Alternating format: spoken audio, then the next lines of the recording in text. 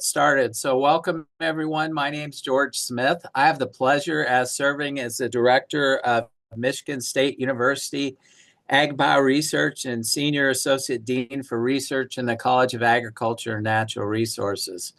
I want to thank everyone for joining this webinar today. I will serve as your host.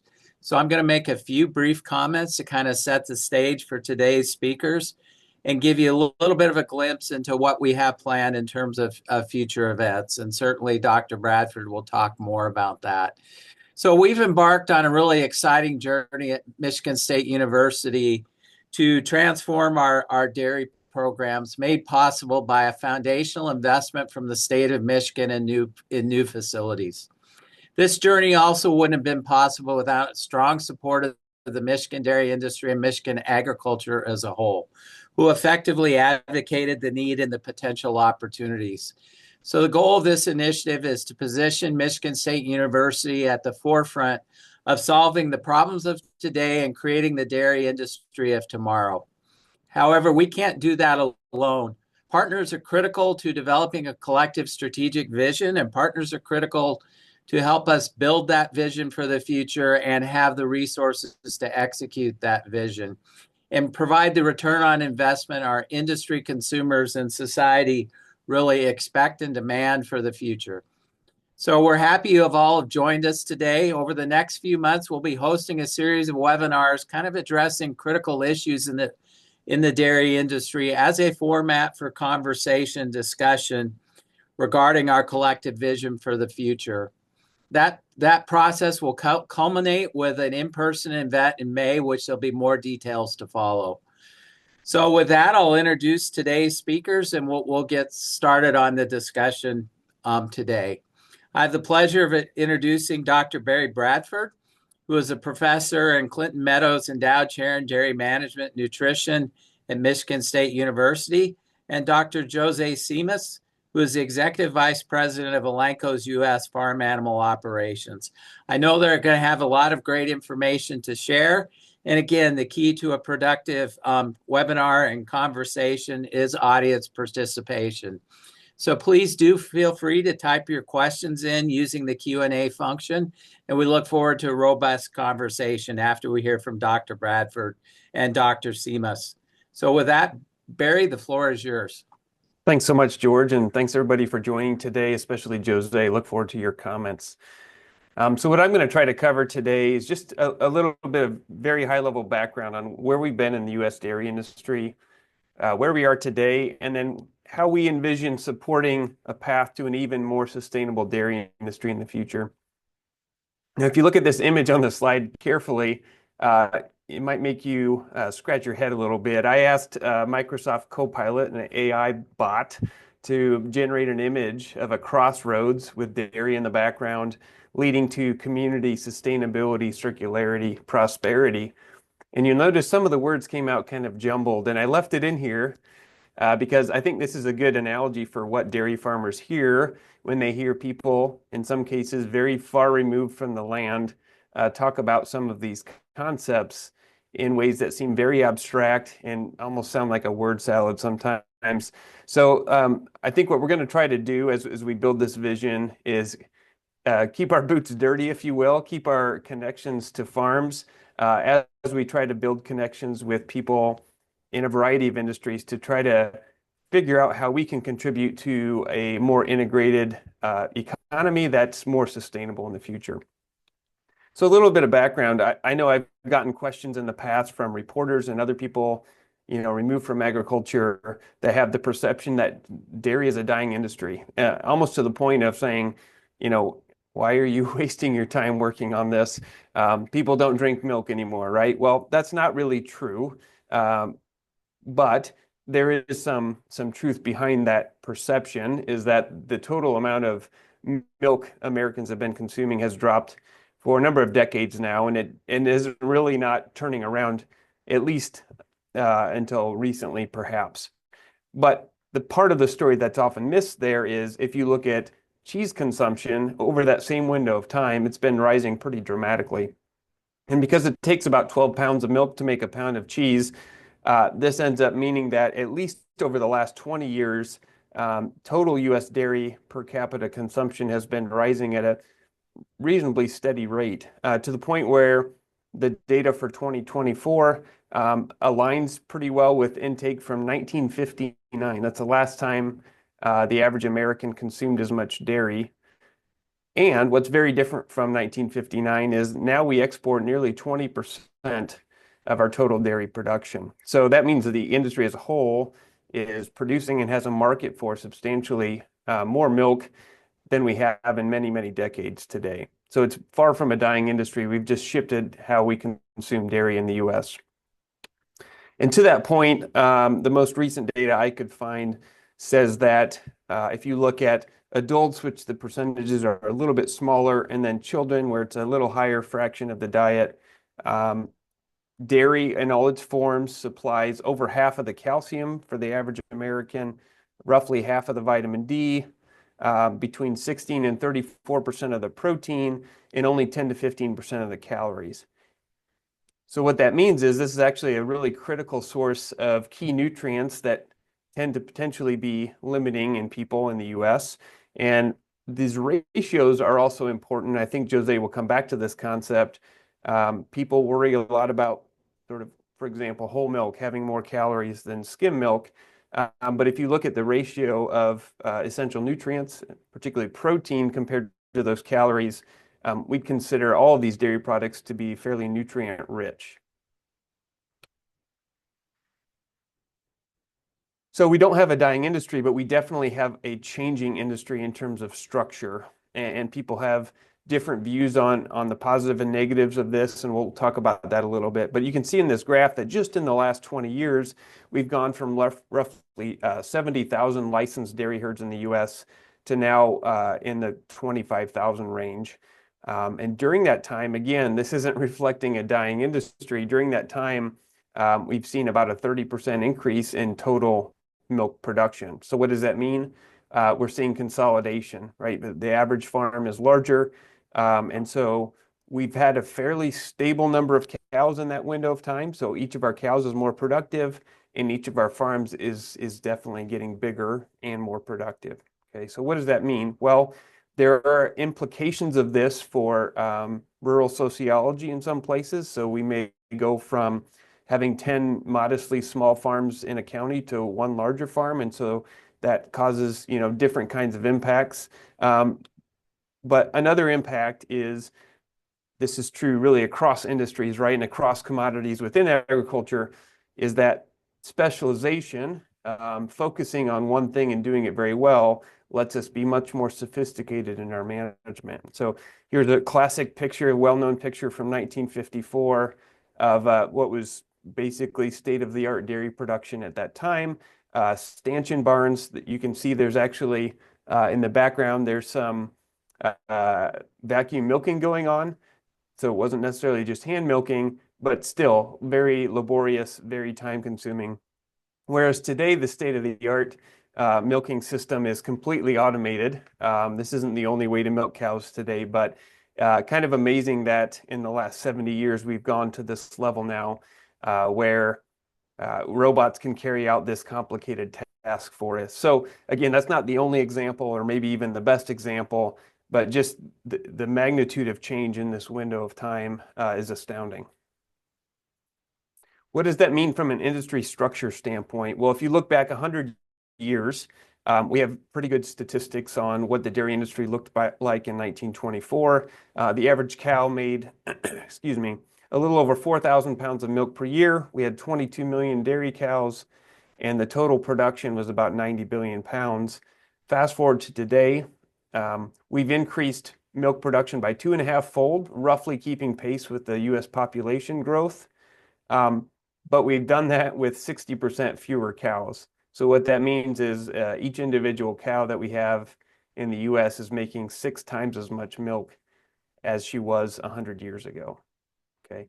Now those cows consume more feed. They're more resource intense than their peers from 100 years ago, but it's not a 6-fold increase in their resource demands. Okay, so they're actually much more efficient animals. And I'm not going to get into all the details of that, but if we look at it from a 20,000-foot view, these efficiencies go beyond just making farms potentially more profitable. What's often lost in those conversations is that efficiencies generate economic gains for consumers and also environmental gains for our society. So on the left, again, we're fortunate the U.S. Bureau of Labor Statistics has collected retail milk price data for many, many years because this factors into the inflation calculations. So their data would suggest that in 1955, the average gallon of milk cost over $10, whereas for 2025 so far, the average price nationally is listed at $3.99. So dramatic reduction in cost for consumers. And on the environmental side, we have some estimates going back to 1944 in terms of the carbon footprint per gallon of milk. The estimates there are that we were approaching 40 pounds of carbon dioxide equivalents per gallon of milk, whereas today that number is down around 8 pounds. Likewise, we can look at other resources. There's less data on water use across the U.S. dairy industry, but again, per gallon of milk, that footprint has been estimated to drop by about a third over the last 50 years.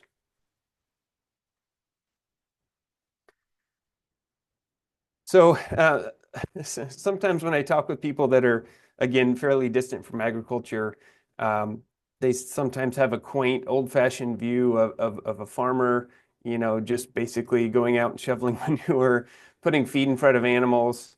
And I always tell them it couldn't be further from the truth. This is an incredibly complicated task to try to manage a dairy farm.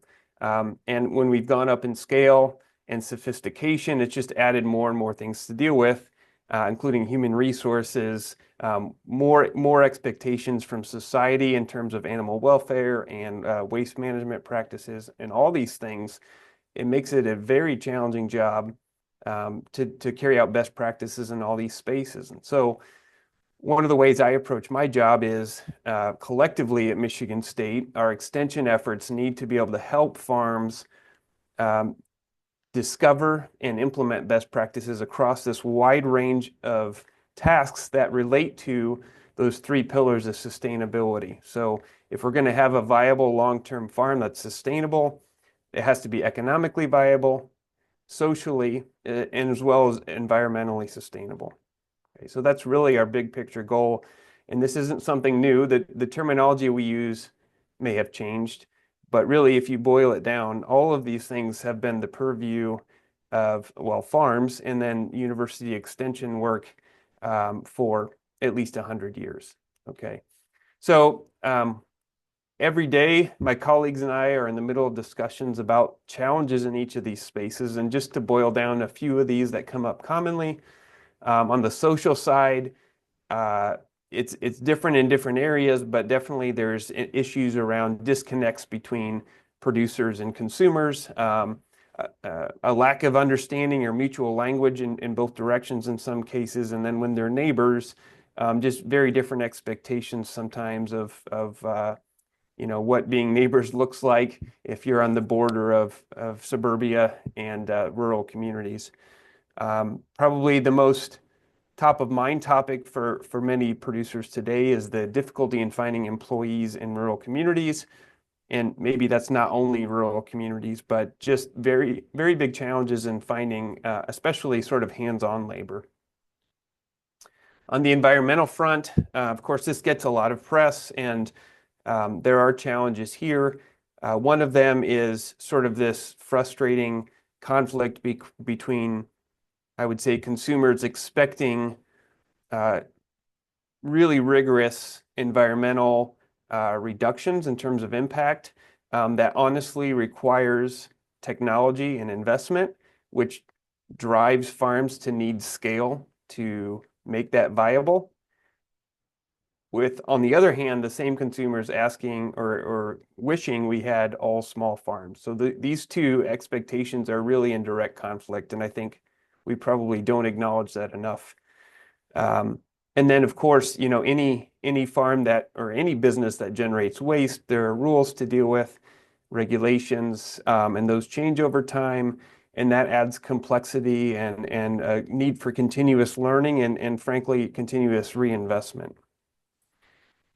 And then on the economic side, and this is probably what farms and most businesses think about the most. Um, but today, again, we talked about this structural change in the industry. And because of the economies of scale, which are dramatic in dairy, um, to be viable really requires a certain scale today. And that brings with it huge capital requirements. If you ask me the minimum viable farm size to start a new dairy today, you probably need at least $10 million to invest. You could probably find some niche examples that don't quite fit that, but the typical farm, you're going to need to be at that scale of capital requirement to sort of be in the game. And then on top of that, even if you're in the game, then this is a commodity business for most people, unless you have a niche marketing scheme.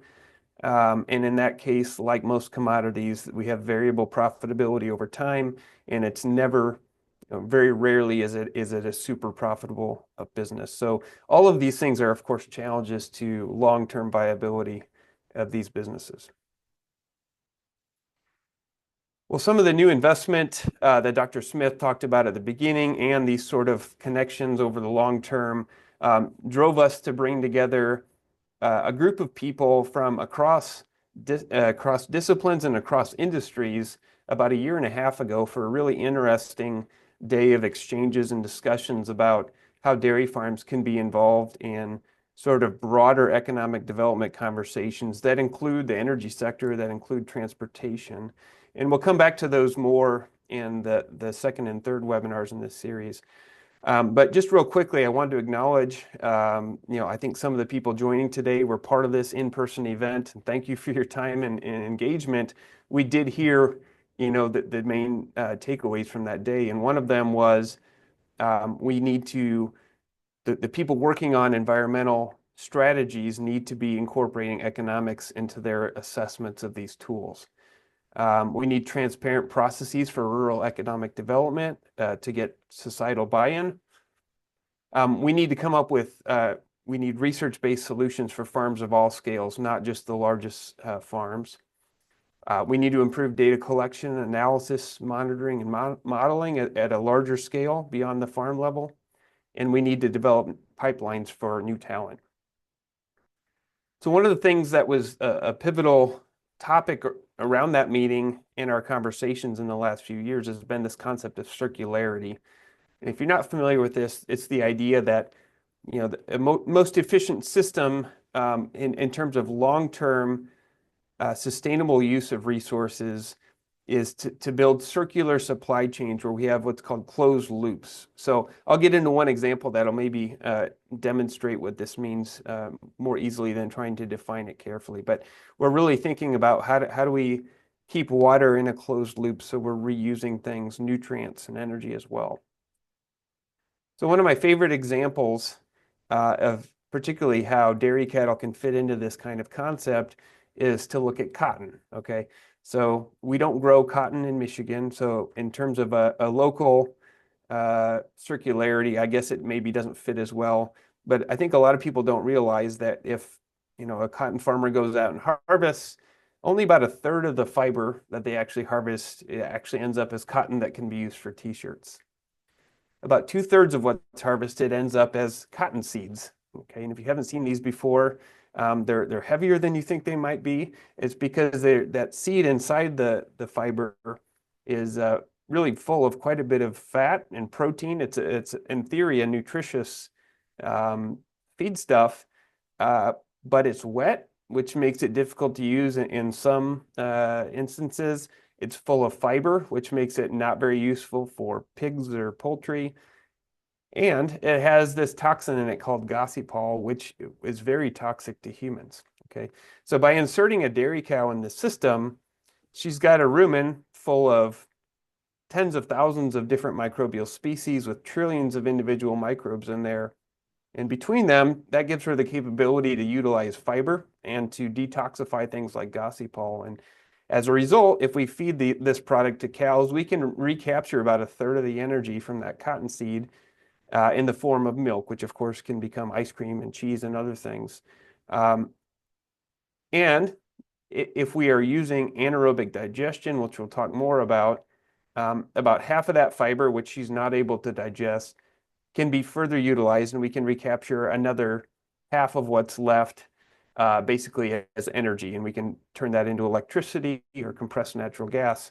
And by using the cow in this system, therefore, we've gone from having 2/3 of this crop essentially going to waste or being utilized inefficiently, to being able to recapture a fair bit of the energy, protein, and other nutrients in edible products, as well as producing energy that we can actually utilize. Okay. And that brings up some points related to greenhouse gases. So there is a lot of conversation today about ruminants contributing to greenhouse gases, and they certainly do. The EPA estimates that about 2% of total U.S. greenhouse gas emissions tied to the U.S. dairy industry. So, depending on your opinion, whether that's a critical fraction or not. But if we look specifically at methane, methane accounts for about 11% of U.S. greenhouse gas emissions, and it has a much bigger short-term impact than carbon dioxide. So it's getting a lot of focus in terms of trying to slow down potential for global warming in the near term. So if you look at just that fraction, enteric fermentation, which is coming from ruminants, as well as manure management, which is partially coming from ruminants, collectively account for about 36% of methane emissions in the US. So it's a non-trivial fraction. But the other piece that's often overlooked is municipal solid waste landfills comprise about another 15%. And so one of the talking points that we often use with ruminants is, yes, they're making methane that's contributing to the environmental impact of agriculture, but we are also diverting a fair bit of carbon that would otherwise most likely end up in a landfill. Okay, so we have this important upcycling feature that's displacing and making this piece of the pie smaller. And of course, less carbon or less methane is produced in the rumen than there would be in a landfill, because that's most of the carbon would go there in a landfill, where it's a smaller fraction in the rumen. The other piece of this, of course, is if we can capture manure and generate methane that we actually use from this, we're not only taking methane out of the air that would contribute to greenhouse gases, but we're also potentially, generating power that can be used to also displace fossil fuels. And we'll hear from Dr. Wei Lau in the next seminar in more detail about this. But just real briefly, I saw this nice data set put together by Kevin Duvetter from Elanco here a couple weeks ago at a meeting, and he was kind enough to share this with me. He basically analyzed publicly available data on the number of anaerobic digester projects that have been completed and are in the works on dairy farms in the US. And I was surprised to learn that as of today, the net capacity of those digesters basically covers about 30% of total manure produced on dairy farms in the US. So we're starting to have a really meaningful impact on methane from manure, and in turn on reduction of fossil fuel use for energy, because this is providing renewable natural gas and electricity to displace those fuels. Okay, so to turn more broadly to what MSU is doing in this space, today we have more than 30 faculty members across 6 departments that spend at least some of their time focused on the dairy industry, and there's a decent number of those where dairy is their #1 focus. So then if you add in the graduate students, extension collaborators, and many collaborators from outside the institution, we're having a tremendous impact on practices in dairy around the world, but particularly in Michigan. So around this new investment and the efforts that we're making to grow our impact in dairy, we've had this strategic goal that by 2030, we will be the recognized leader in answering society's questions on dairy systems. So our vision is that our holistic expertise and training will empower viable solutions to sustainability challenges, and our work will support dairy farms as a hub for the development of circular rural economies. So what have we done towards this goal? Well, to look back a few years, we've known for some time that our current dairy research and teaching facility has outlived its useful life, and to the point where in 2019, our Vet Med College accreditation review basically noted that if we didn't do something about this, it was going to put our accreditation at risk.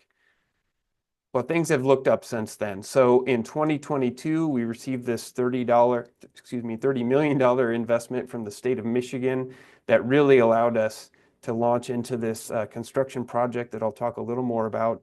At the same time, though, we're building capacity on the people side. So just in the last year, and we have one search currently underway, we've been able to make 4 key faculty hires to build our capacity across multiple departments. We now expect our new facility will be completed by the end of 2025 or very early in 2026. And around that time, we hope to be finalizing some major partnerships with external partners to help us develop specific research questions around these dairy systems topics, and that we hope well before 2030 we have these integrated teams cutting across departments at MSU, and again with external partners trying to answer these very large questions that require expertise beyond, certainly beyond one discipline. So why MSU? We're very proud that we were the first institution of higher learning in the U.S. to teach scientific agriculture. We're very proud of our global impact in dairy research, which I would put up against really any institution in the world.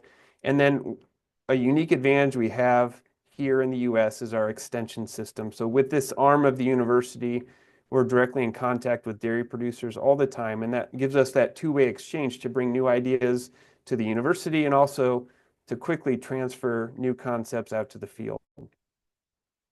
And this has worked for a very long time. So just a couple quick examples of our groundwork or our track record here. In Michigan, we're proud that this is where the Dairy Herd Improvement Association network began in the U.S. The very first Dairy Cow Testing Association was organized in Michigan in 1905, and not long after that, MSU got involved in that effort. To today, we can point to one of the newest and most impactful traits that's been added to the list of traits that you can select dairy cattle for, which is feed efficiency. It's called feed saved. And this all basically resulted from an effort that was led by MSU investigators starting in 2010 to start gathering phenotypes on thousands of cows on measuring individual feed intake that allowed us to come up with genetic predictions using genomics. So there's, again, 100+ years of impact in dairy genetics.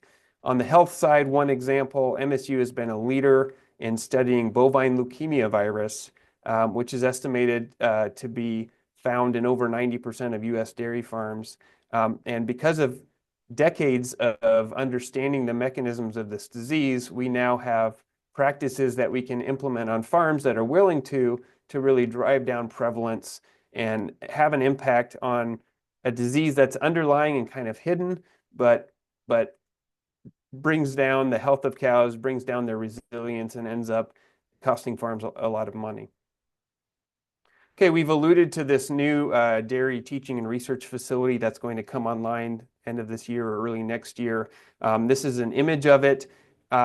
Basically, it's going to allow us to scale our research capacity by about threefold with more cows, more infrastructure to do things we cannot do now, and we're building into this really the concept of trying to have at least one example farm where we can really carefully measure all the inflows and outflows from this farm to really get at some mass balance data that's badly lacking in this space.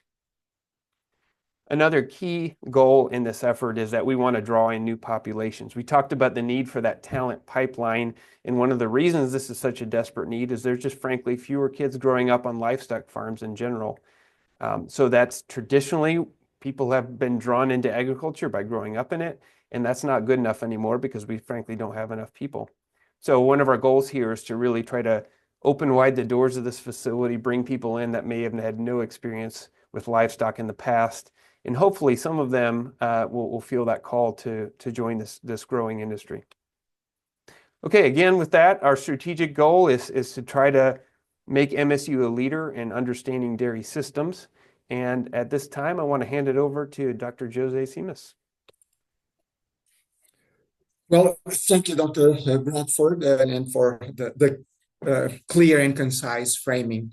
So some of what I'm going to share here might be a little redundant, but I'll put a little bit of I would say, an industry filter perspective. But before I start, let me just start by commending Michigan State for the investment in a state-of-the-art facility and I would say the cross-functional or departmental approach and the engagement with the industry. That's well appreciated, and it sounds to me it's a really, really great approach.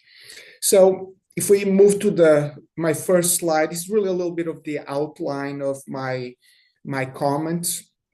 I'll give you a little bit of the external perspective that kind of informs some of our decisions, how we see the cow, and then what I believe can be the role of that academic ecosystem as it pertains to the industry. If you look at the next slide, there are really three, I would say, macro trends, or you can call it assumptions that inform a lot what we're trying to do as Elanco. Generally speaking, on the farm animal and specifically in the dairy, it's really this idea that you can't disconnect the climate, the calories, and the choice. If you really look at most food companies out there, have some type of commitment of carbon reduction commitment, either through net zero by 2030 or 30% reduction by 30. So there's a lot around climate and carbon commitments that are out there that really can and need to be addressed in the food chain.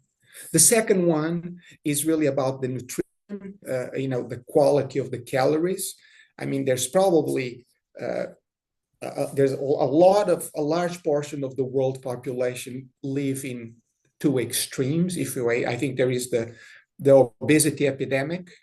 On one extreme, people don't getting the right calories. And then on the other extreme, there's still a lot of malnutrition. People don't get enough of the right calories. We know how important animal protein is for aging adults, cognitive development in children, and how protein, it's more than proven, is important in controlling and preventing obesity. And the third point is really animal protein demand continues to grow. I think we saw that Dr. Bradford shared that, in different shapes and forms, but the protein demand is out there and will continue to grow. So climate, calories, and choice are interconnected. Now, if you go to the next slide, there's kind of three attributes that I'm going to go here in the next three slides that make, I believe, the dairy cow quite unique within that context. I think the first one is nutrient density per unit of greenhouse gas emission index. Dr. Bradford mentioned nutrient density, but if you contextualize it on a greenhouse gas index standpoint, it's really quite remarkable how efficient that dairy cow really is producing a nutrient-dense, high-quality food with almost half, I would say here, if you're comparing the drinks, the carbon footprint of orange juice, for example, is quite, nutrient density in greenhouse gas index is quite remarkable, the dairy cow. If we get to the next slide, it is, I would say, the progress over time. I think we saw that this general concept also in Dr. Bradford's slide from a more animal numbers and productivity. In this case, on this slide, is really put again in a relative basis to the greenhouse gas footprint. So on the left side, you really see how over the years, in the past 30 years, the carbon burden, if you will, the kilograms of CO2 equivalent per unit of milk produced has decreased, or how that intensity of production has improved from greenhouse gas emissions. So again, the dairy cow, and the dairy cow being this unique animal that has the technologies that have been adopted over the years have enabled, I would say, this improvement in the footprint. And I'll make a couple of, maybe I'll add a couple of additional, I would say, contributions from Michigan State. I actually, my major advisor was a professor at Michigan State in the 70s and early 80s. And he did a lot of silage fermentation work at Michigan State, and we had to learn it all. Also, there was a lot of nitrogen, rumen nitrogen metabolism. I remember in my early years, when I was working, as a dairy nutritionist, Spartan software, diet formulation software. So again, this journey of the dairy industry and the contribution of Michigan State has, I would say, been remarkable. And from academic standpoint, this improvement and the technologies that went into this significant progress were either developed and or validated within the academic or university ecosystem, and I believe that will need to continue to be the driver. Now, I would say the third key attribute, which is the next slide, which Dr. Bradford made reference or used the example of cotton and the upcycling ability of the dairy cow. I would just on the bottom left just reference the relative power of that upcycle from a greenhouse gas footprint. I mean, if we would dispose in the US the byproducts via landfill instead of feeding to a dairy cow, it would generate roughly 50 times more greenhouse gases, right? So again, the dairy cow or the dairy ecosystem, I think, has these three main attributes that we see as being very, very relevant. The nutrient density of milk relative to greenhouse gas footprint, the ability that the industry has had to improve greenhouse gas footprint over time by adopting technologies, improving technologies, and again, the ruminant system of upcycling byproducts. So those three attributes in the dairy ecosystem, I believe, are really key components that can enable choice or the growing protein demand and the growing exports of the US, help the food chain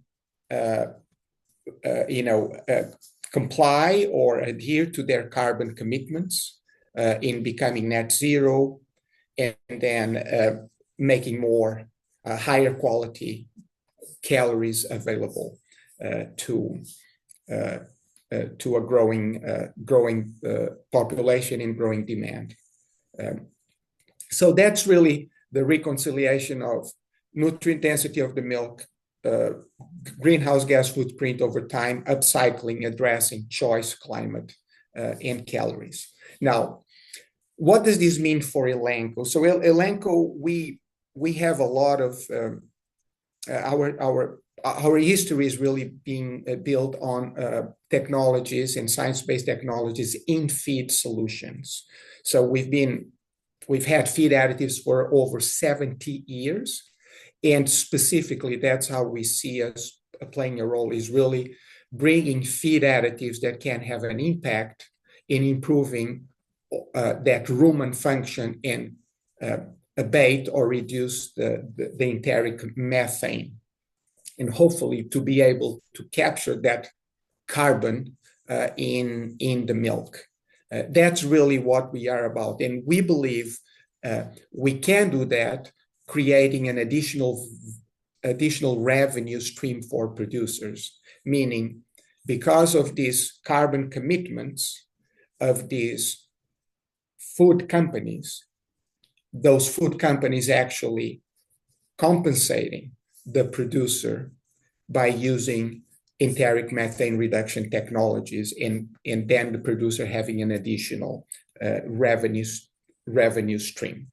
That's really what we are trying to do. Now, producers have multiple choices from, the dairy ecosystem is I would say it's a data-rich environment. Most producers they need to produce their salad, so they can work through regenerative agriculture. They can intervene with feed additives and enteric methane. They can do manure. And we see that as coming together again as being an additional revenue stream, this carbon avoidance.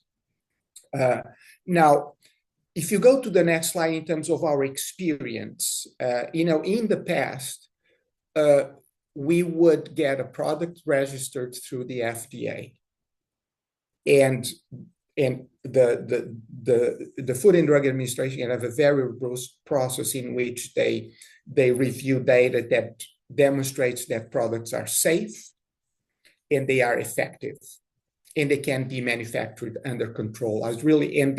We create the data packages, they approve.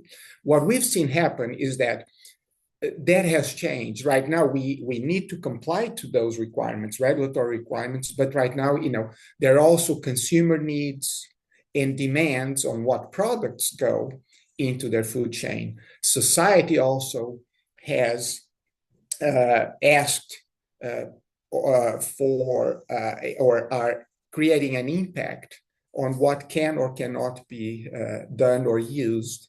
And ultimately, policymakers, we actually now need to work through, I would say, navigate a more complex policy framework. We need to, again, not only have a product registered to a regulatory agency that we demonstrate it is safe, it's effective, and can be manufactured and in control. Now, what about trade? What about state level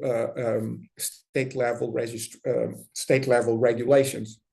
I say this to say that as an animal health company, we don't have the scale nor the credibility to influence the consumer.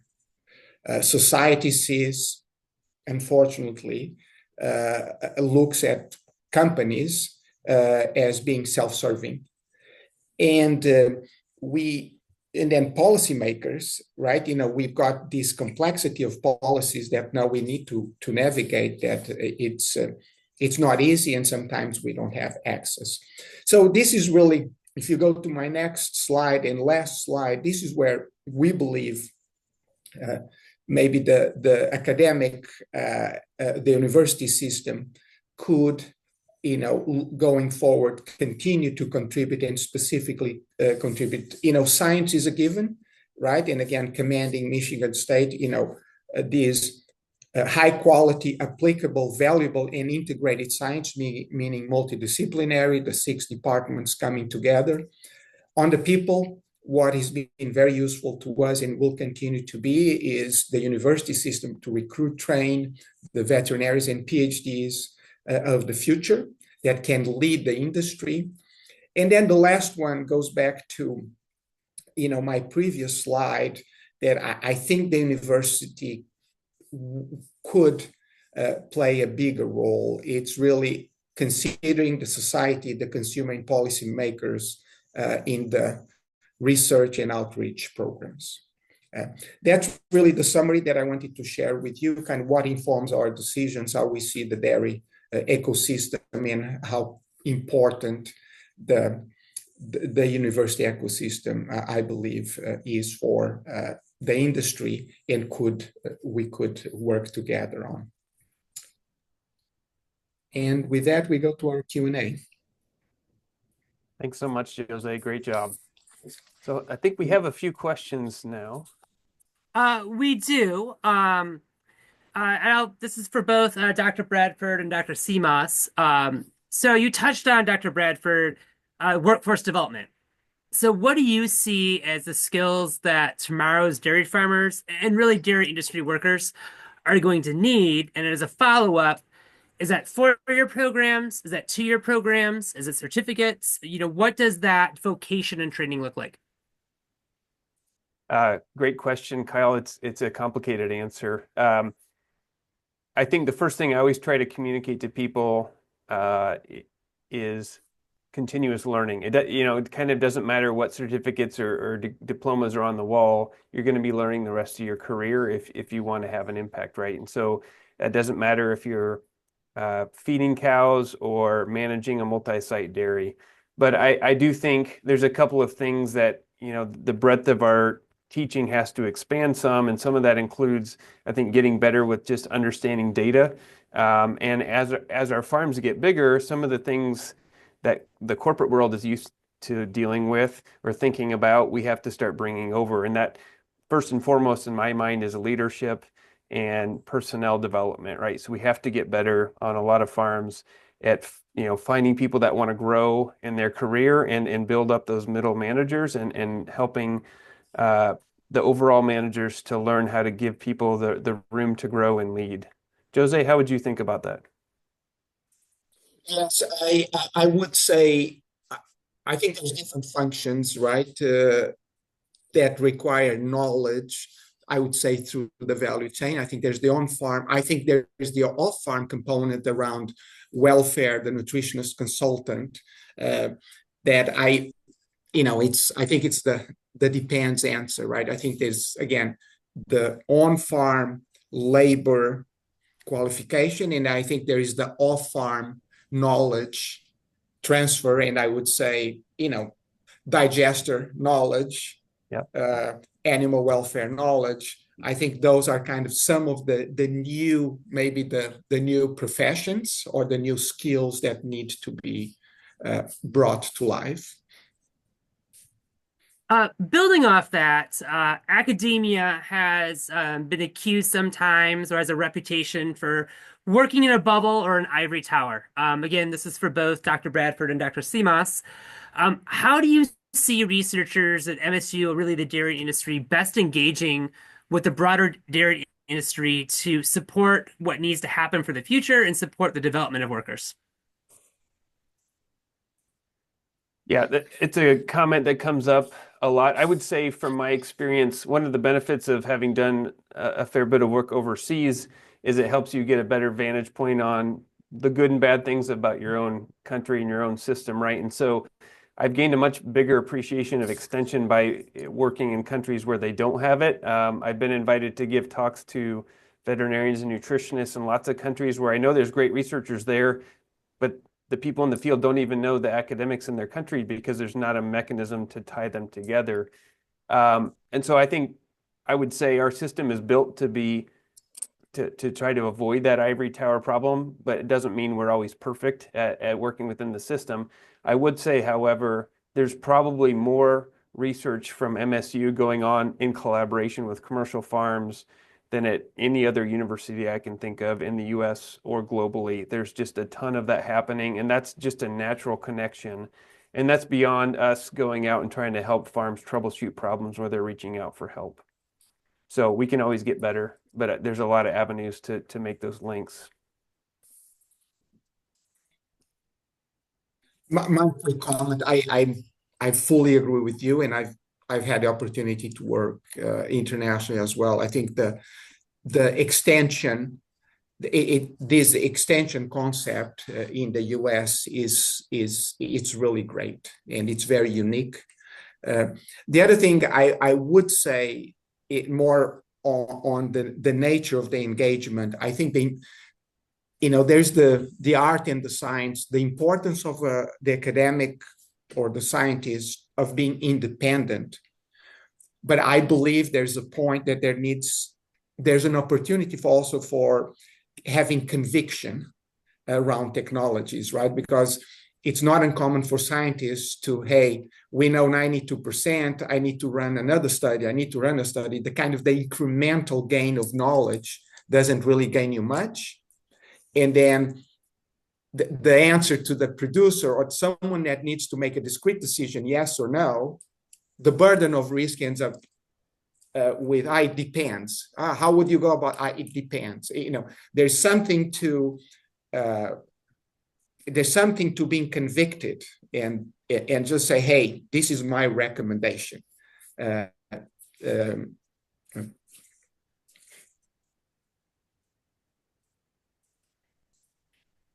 Thank you for that. I know I've got one final question for the chat, and then I believe George has a question or two. But what will it take to create buy-in for this new circular dairy approach among farmers, but also rural communities?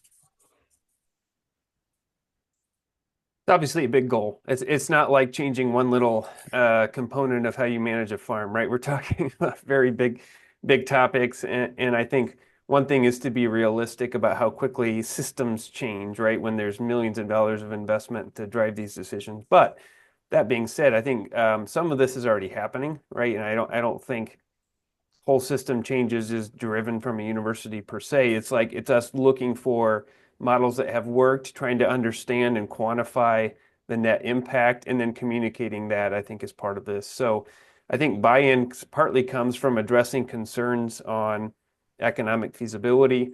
It comes from talking with producers that have sort of gotten into these more complicated arrangements of working in anaerobic digesters in their business, collaborating with neighboring farms or other industries, and talking through, how it has impacted their lives and their businesses. Jose, what do you think on that? I would say the intersection of economics, right, the science and the ability to execute. It sounds a little bit like the consultant answer, but I think a capital investment, cost of capital, the ability to implement and execute, and I think I would say the science underpinning it, right? I think you mentioned, Barry, solutions need to be available for all sizes of dairies, right?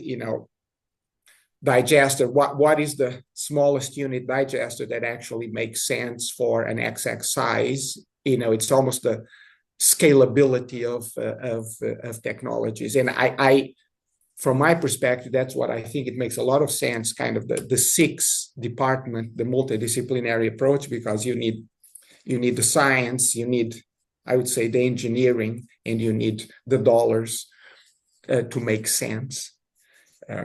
And that needs to come together, right? That needs to come together to, I believe, to the producer or decision maker.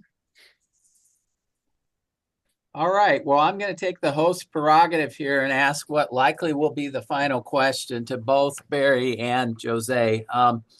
You look at the challenges facing agriculture in general in the next decades, we have some incredible work to do, looking at how to feed 9 billion people by 2050 with reduced farms, reduced farmlands, increased pressure from climate change, extreme weather events and whatnot.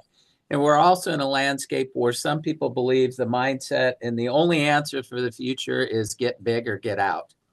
And you look at what's happening to many multi-generational farms who used to be able to make a living, and now looking at what it will take in terms of expanding their operations and or capital involved. And the next generation is just saying that lifestyle isn't for them. So as we look to the future, one thing we're really proud of as a foundational principle for the work we do at Michigan State is we believe in agriculture of all shapes and sizes. And that includes the dairy industry. And Jose, you talked about this a little bit, but I'd like both of you to sort of touch on it a little bit deeper. What are the opportunities for the future for small to medium-sized dairies to provide the solutions that are needed so they're viable and people can make a living and thrive, given how important small to medium-sized operations are to rural communities? I'd let you tackle this one first, Jose. Yeah, I clearly don't have a straight answer. What I would say, there's that saying, right, that you may need a lawyer once in your lifetime, you may need a doctor once a year, and you need a farmer every 3 times a day, right? So I'm kind of an optimist. I fundamentally believe in it. I would say you may or may have noticed that I have an accent, right? I come from Brazil. US and Brazil produce, I think, anywhere between 25 to 30% of the food in the world. I think water and land in the sun are major drivers for that. I don't see that trend changing. So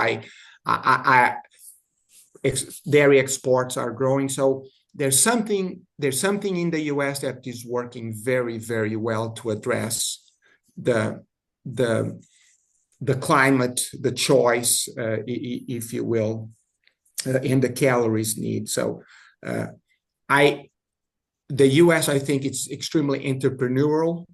And there is a lot, the infrastructure is here. So I think opportunity and science will enable that to happen.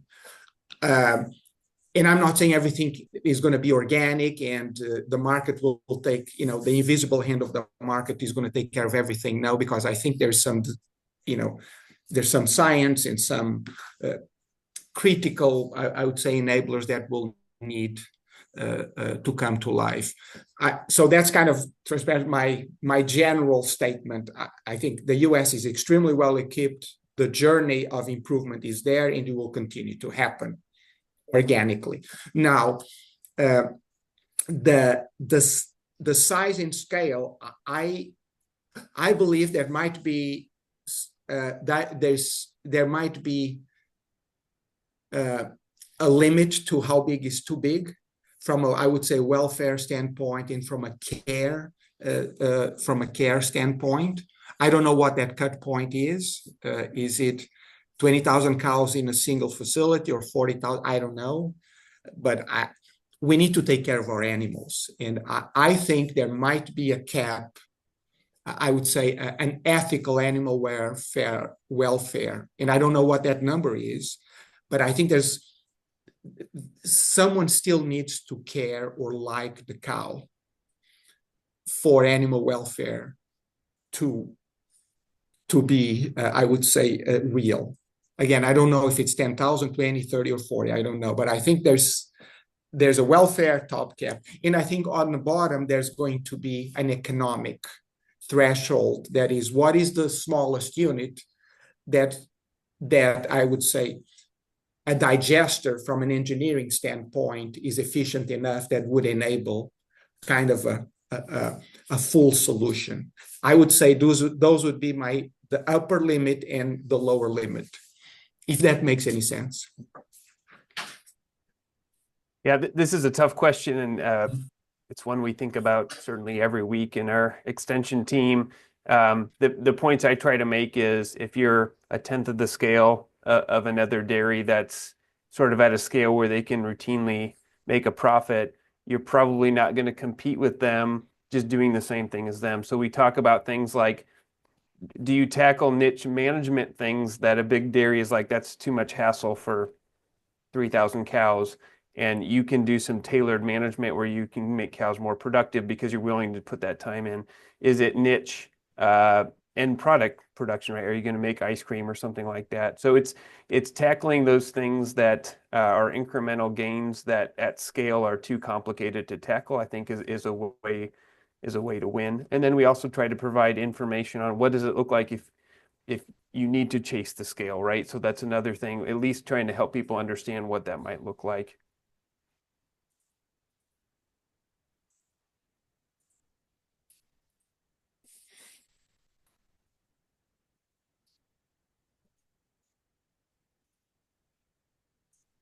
Well, thank you, everyone. We're out of our scheduled time. There is one very relevant question in the Q&A. So I'll ask Kyle and Kelly to capture that. Maybe we'll ask our panelists to address that and send that out along with a link to the recording of the webinar. So great conversation. Thanks to both of our presenters. I just want to highlight our next webinar coming up on March 25th, entitled Transforming Dairy Waste into Valuable Resources: Innovative Solutions for a Sustainable Future. You've got a little bit of a preview for that from some of the comments made today. That again will be at noon, and our two panelists are Dr. Wei Lau, Director of the MSU Anaerobic Digestion Research and Education Center at MSU, and Holly Bowers, Vice President of Gas Engineering and Supply for Consumers Energy. So with that, we thank you for joining us today, and we look forward to your participation on the next webinar.